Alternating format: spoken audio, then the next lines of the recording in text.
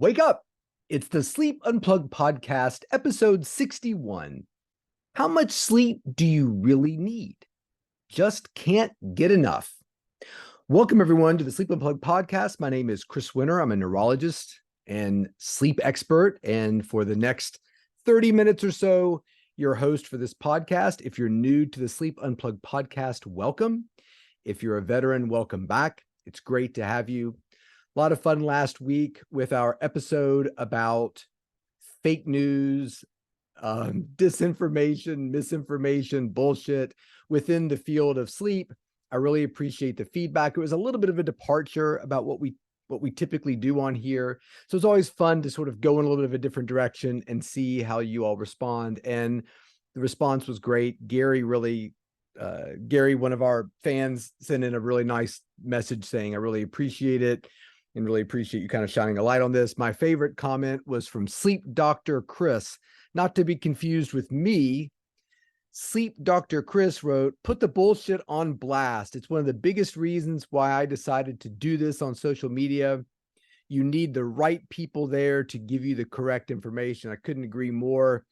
And Sleep Dr. Chris and I have decided to do a yearly competition to see who the supreme Sleep Dr. Chris really is. So we'll have a title of Best Sleep Dr. Chris, and we will figure out some sort of yearly competition where one of us will claim bragging rights. But if you want to follow Sleep Dr. Chris, you can follow Sleep Dr. Chris, Sleep DRCHRIS, not to confuse with my social media, Dr. Chris Winter, DRCHRISWINTER. Great follow, putting great information out there for people up in Michigan where he's at and everybody else who follows him. Give him a follow. He's a great one. So really excited about today's episode. I can't believe we've gone 60 episodes and not talked about how much sleep people really need. It was kind of shocking to me. In fact, at one point, somebody mentioned it as an idea, and I thought, well, we've covered that a long time ago. And as I went through the episodes, I realized that was not a true statement, that we had never really covered it. So I think it'll be a fun thing to talk about today, especially coming on the heels of last week's episode about bad sleep information, expert sleep advice.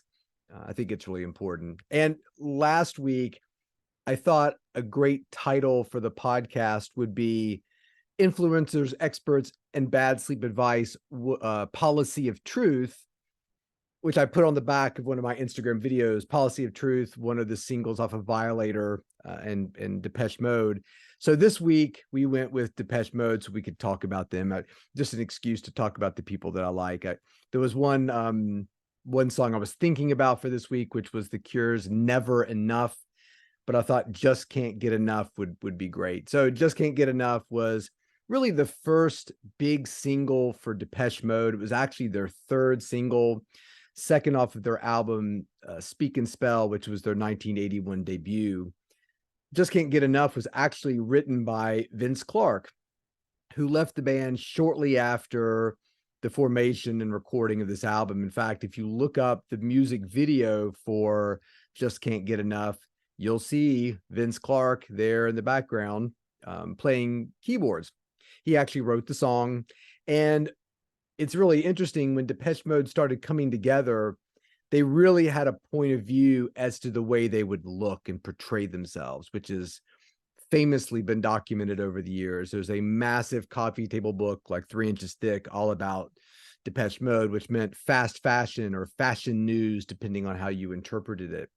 And Vince Clarke was famous for saying, people kept asking me what brand of socks I wore, and it just wore on him, and he left. In fact, if you've ever seen, Vince Clarke went on to form Yazoo, which was called Yaz in the United States, and then he formed Erasure. And if you've ever seen an Erasure concert, he looks like a statue.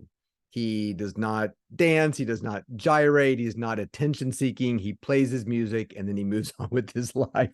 So he really wasn't comfortable with the way Depeche Mode was getting attention for things outside of their music. So he left. And Alan Wilder joined the band. And one of his first performances, you can see, one of my favorite performances of Just Can't Get Enough. If you go on YouTube and look up Just Can't Get Enough, Archive, INA. It is an absolute treat to watch the members of the band, including David Gahan, the lead singer, dance during this performance. Just fantastic song, infectious. And as soon as you hear the little keyboard rhythm, you know it's Depeche Mode. Depeche Mode was actually formed by Martin Gore and Vince Clarke. They later recruited, take it back, Andy Fletcher, who just recently passed away. Fletcher and Clarke formed the band. They then recruited Martin Gore as another instrumentalist. And then they were all out and they heard David Gahan singing David Bowie's Heroes and thought, there's our front man and our lead singer. Amazing group, fantastic, really sad to see Fletch pass away, but it was really great that the three of those guys were inducted into the Hall of Fame virtually during COVID. And very soon after that, Fletch passed. So it's great that he was recognized while he was still alive. So let's talk about sleep. How much sleep do we need? Wow, this is a big topic. This is a big topic with no shortage of bad answers. And if somebody said, Chris, how much sleep do I need? The answer is enough. Right out of the title of our podcast, it's enough. You need what you need. And I think we run into a lot of trouble with this question for a variety of reasons we'll spotlight on this podcast, not the least of which is that we're trying to take bad population data and apply it to Frank Thomas, who lives in Salem, Virginia. Do you know what I mean? An individual who's got his own life circumstances, his own health, his own family and work and travel situation. So it's a very difficult question to answer specifically, yet we kind of blend those two answers. So let's talk about the things that make it difficult for us to answer the question, how much sleep do we need? The first is age. Age affects it tremendously.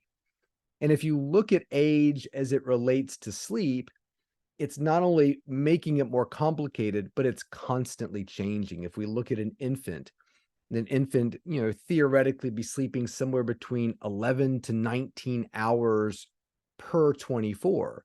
With the majority, that the meatiest part of that bell curve probably falling between 14 to 17 hours. So as you fast forward through the teenage years where it dramatically reduces down to somewhere around 7 to 11 hours, again, 8 to 10 is sort of the middle of that bell curve distribution. By the time you get to your senior citizen years, that shrunk down to 5 to 9 hours, with the average getting 7 to 8. So right away, understanding that, for instance, a senior citizen, somebody who's 65 years old, who's having difficulty sleeping, who's come to see me, that a lot of senior citizens are getting 7 hours of sleep, maybe even closer to 6.5, is fine. There's nothing wrong with that. Now, does that differ to the left or to the right of the average? Yeah, of course, but things do. You eat more than the average person your age. You exercise less than the average person your age. There's nothing fantastic or really new about this. So it's really important for people to understand that in order to answer the question, there's a lot of variables that need to be known, and age is one of them. And age is always changing. So what was right for you in your 30s would be very different for you in your 60s, not only in terms of the amount of sleep you need, but the things that you are doing to either create sleep or make an individual seek more of it. So we'll freeze and look within an age group. So you're saying, okay, well, I'm an adult. Okay, you're an adult. You're going to need somewhere between 6 to 10 hours of sleep. The majority of adults getting somewhere between 7 to 9. So I think that even within that group, you're looking at factors that dramatically affect sleep need. One is the quality of the sleep you get. We've talked a lot about excessive sleepiness certainly comes from getting an inadequate amount of sleep. We talk a lot about this with teens, that there is a bit of a problem where a teen is excessively sleepy, and we're all making the assumption it's because of lack of quantity of sleep. And we always have to understand that the quality of that individual's sleep, the timing of that individual's sleep, all things we've talked about before are going to influence sleep need. Previous sleep deprivation is also an important factor as well, too, in the sense that have you been sleeping well and adequately in the near past? Or have there been periods of sleep deprivation? Those things can absolutely influence the way we sleep.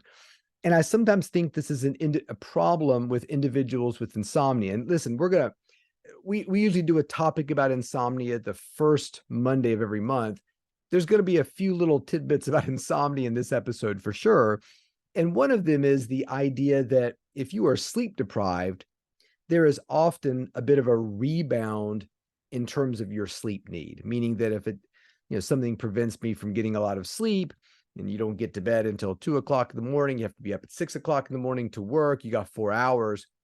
There's a very good chance you might fall asleep earlier or sleep longer tomorrow night because you're sort of dealing with the sleep deprivation that just happened. And, for a lot of individuals, that can be mistaken. So imagine a patient with insomnia. They're very anxious when they go to bed. It takes them hours and hours to fall asleep tonight, hours and hours to fall asleep tomorrow night. So on Monday night, though, or Tuesday night, I guess, tonight's Sunday night, tomorrow Monday night, where I'm recording. So it's like 2 days from now, an individual is going to bed and they fall asleep very quickly. They sleep really well and they sleep really long. Unusually long because of the deprivation that happened the 2 days before. Now imagine that individual going to their doctor and the doctor says, how much sleep do you think you need? Well, night number 1, they got 3 hours. Night number 2, they got 4 hours. And then the night number 3, they had some large rebound amount of sleep and maybe slept 12 hours. And actually felt pretty good and feel fairly successful when they woke up after that 3rd night. So it's very tempting and confusing sometimes when the physician says or the clinician says, how much sleep do you think you need? There's a very good chance that individual is going to say, listen, to feel my best, I need 12 hours. No, you don't. You need 12 plus 3 plus 4, right? 19 divided by 3. You need that many hours of sleep. It's just that you artificially deprived yourself the first 2 nights.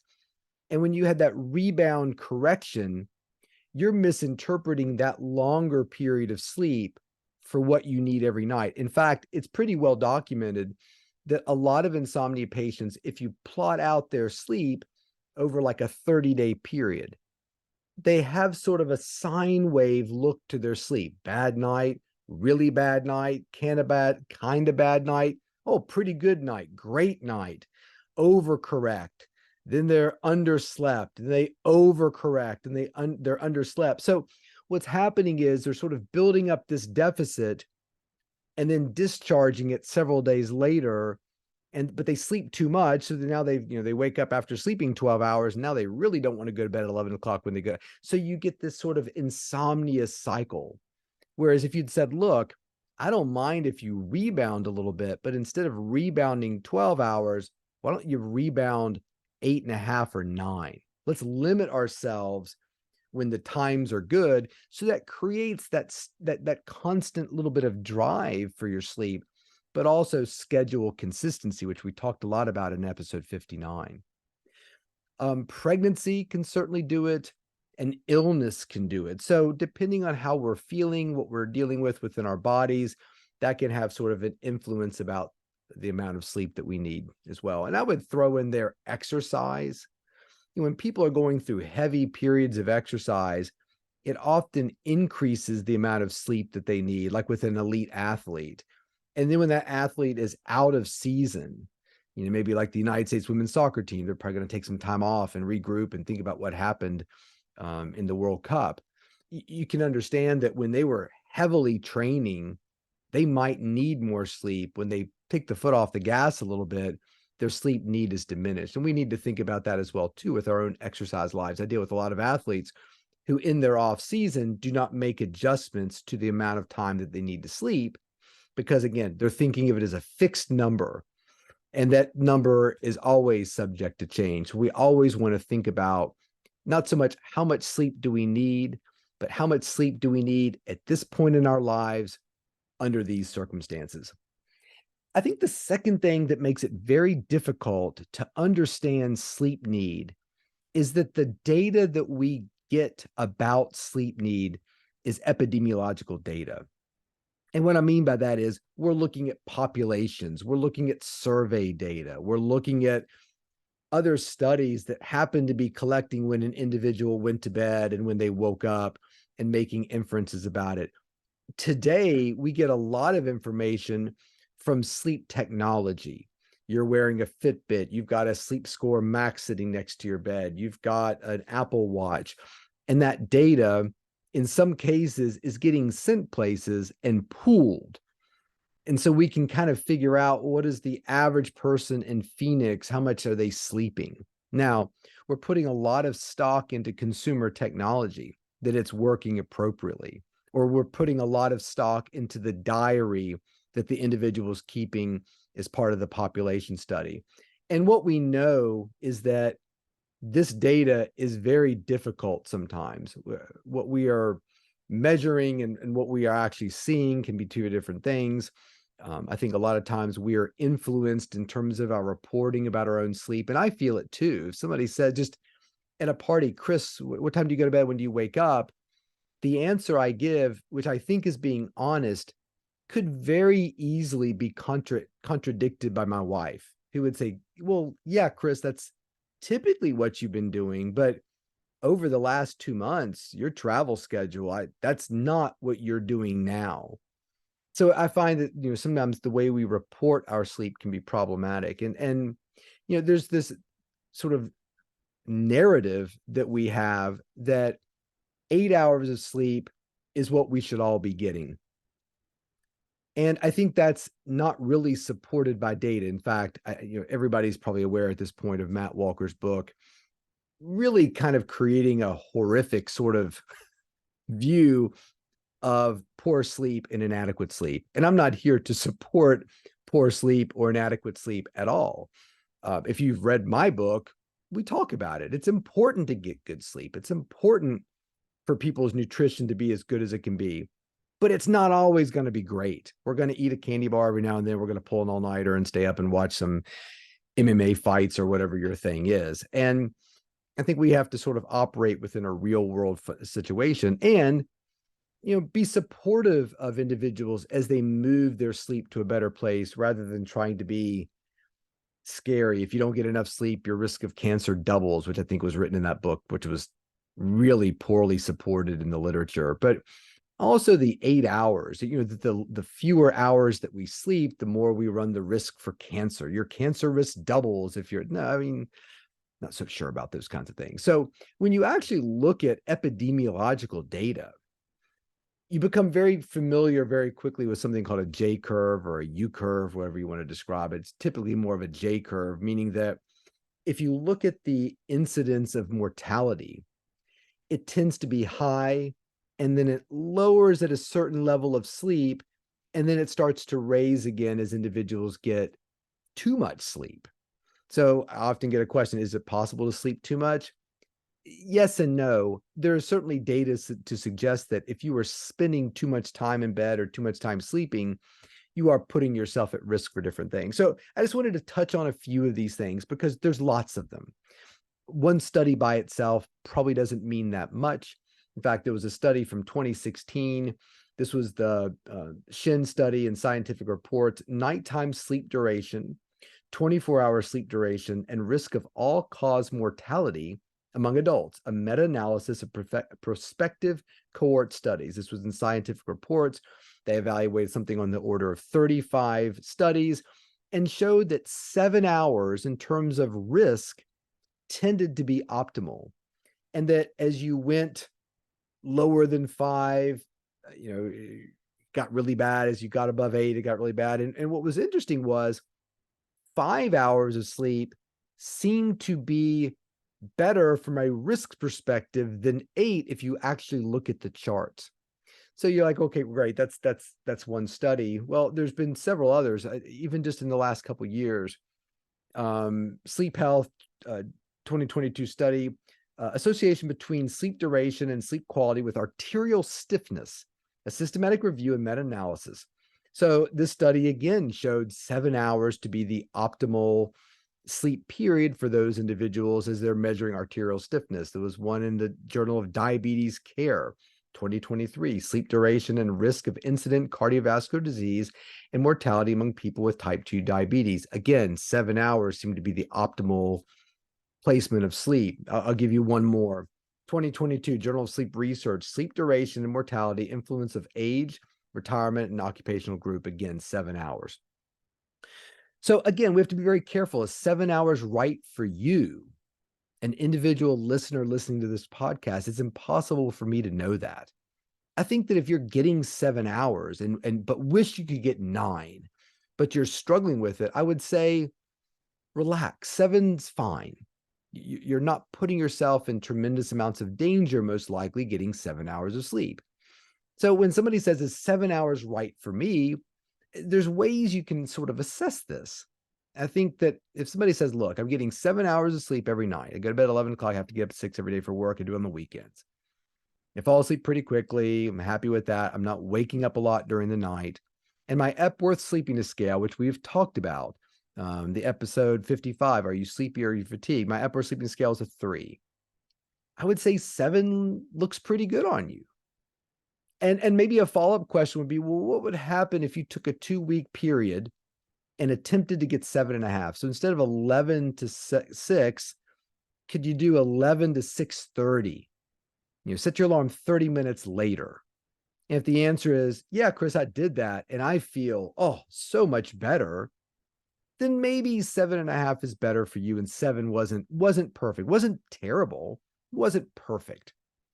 If somebody says, well, I bumped my time out a little bit, I went out to 6:30, but I still usually wake up at 6 o'clock every day or even 5:45. I find it very difficult to make it to 6:30. Well, there's some important information in that statement.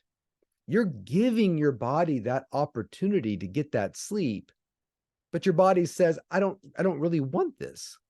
You've bought 4 pieces of pizza at the restaurant down the block from where you live for dinner. You ate 2 of them and you thought, I don't want any more. I'm full. So you put the 2 in the freezer to eat later, right? There's an interpretation there, isn't there? And it's amazing to me how many people come to my clinic, they're struggling to sleep. They get in bed, takes them an hour to fall asleep, or they're up for an hour in the middle of the night, but they've determined that they need 10 hours of sleep. You're 65 years old and you need 10 hours of sleep. Well, that's pretty far outside the bell curve right off the bat. Doesn't mean it's not right for you, but let's evaluate the evidence here. How many nights in the last 30 days have you gotten 10 hours of sleep? 0. How have you come to the conclusion that you need 10 hours of sleep? Because back in February, on February 3rd, I actually slept for 10 hours and felt great for the first time in my life. Well, that doesn't prove anything. So we have to be very careful about this kind of determined sleep need. Or it's just a fear. Well, I heard that if you don't get enough sleep, you get sick and bad things happen. And I feel so tired all the time. Back to again, fatigued and sleepy. I just want to feel good. And if the 8 hours or the 7 hours I'm getting now is not doing it, I'm just hoping that the 9 or 10 hours will. That's not how sleep works, unfortunately. It's not how it works. And one of the things I thought was really interesting about sleep is think about overeating at a meal. One of my favorite restaurants here in Charlottesville is a restaurant called Bang. And it's tapas. It's kind of Asian fusion. I love it. It's a really low-key place. When people come to Charlottesville and I want to, meet them and take them out, that's the go-to place. Great cocktails, a lot of fun. So you order, these little dumplings, or you order some firecracker shrimp, or you order the little pork belly tacos or whatever, and you only get 2 of them. Like they're the tiny little plates. And you kind of put all of your orders in, and then my thought is always, we only ordered 5 things. Like, I'm going to be hungry. I don't want to leave here hungry. So if I had been in charge of the ordering, we would have ordered a lot more. But I'm, team player, and this is what my friends are ordering or my family's ordering, whatever. It's amazing to me how I feel at the end of that first order, where I'm thinking to myself, well, in the second order, I'm going back and getting the tuna tartare. I'm going to get this, I'm going to get that. And by the time the first round's over, I'm full. So what I thought I was going to consume was not at all what I needed. But had we ordered those things, I probably would have eaten them. So I always find a neat similarity or parallel thought with sleep to eating, in that you could always eat more. But does it make you feel better? Like, I'm always so happy when I leave Bang and we order properly. I'm like, oh, I'll even say it. I feel perfect. Like, I ate just enough. I'm not going to go to the trouble of ordering more. It was perfect. As I'm walking to my car, we're getting ready to go out to wherever we're going next. I feel great versus, oh, why did I get the tuna tartare? It wasn't necessary. That extra food is not making me feel better. And I think sleep can be like that too. So if you're somebody out there who's getting 8 hours of sleep, great, get 8 hours of sleep. That's making you feel good. I think that's exactly where you need to be. One word of caution is, if you feel like as time has passed, you are requiring more and more sleep, and you're not doing more and more elite level physical activity, that can be a red flag. As we get older, we should actually be requiring fewer hours of sleep, not more. So if you were, hey, my 30s, 7 hours was perfect for me.